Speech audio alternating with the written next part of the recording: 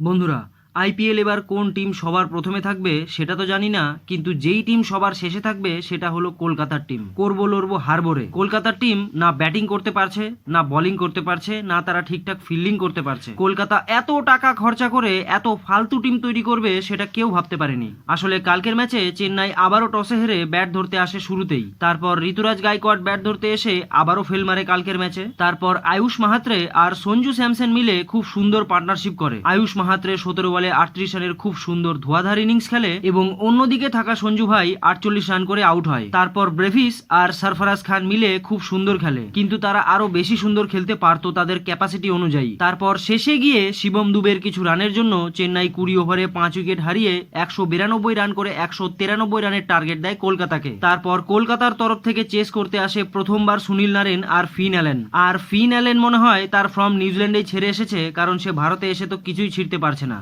তারপর রঘুবংশী আর অজিঙ্ক্য রাহানে অসহায় দেখাচ্ছিল চেন্নাইয়ের বোলারদের আগে। নূর আহমেদ যখন কাল 3 উইকেট নেয় তখন কলকাতা 90 রানে 6 উইকেট হারিয়েছিল, আর তখনই সবাই বুঝতে পেরে গেছিল যে কলকাতা এই ম্যাচ আর কোনোভাবেই জিততে পারবে না। যার কারণে শেষে গিয়ে কলকাতা এই ম্যাচ একতরফা হারে 32 রানে। 2024-এর পরে এটা প্রথমবার হলো যে চেন্নাই ব্যাক টু ব্যাক পরপর দুটি ম্যাচ জিতেছে, আর আইপিএল এর ইতিহাসে এটা প্রথমবার হয়েছে যে কলকাতার টিম আইপিএল এর শুরুর পরপর 5টি ম্যাচের 5টি ম্যাচেই হেরেছে।